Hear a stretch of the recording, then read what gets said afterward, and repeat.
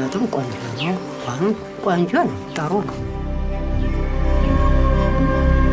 ከቤት የሚወልዱ እናቶች ለምን ከቤት እንደሚወልዱ ይነግሯቸዋል። ሰውቴ መሆን ነው እንጂ እንግዲህ ድረስ የሚያናድድ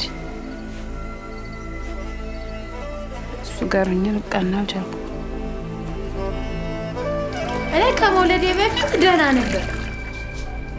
ከወለድኩ በኋላ የሆነ ፓርቴን ይመስለኛል ቆርጦ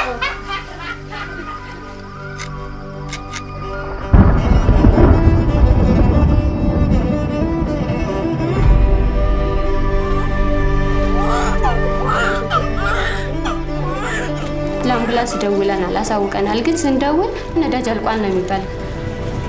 ከቤታቸው ቢወልዱ እኮ ይሻላል። አቤት ነው የወለድሽ? እና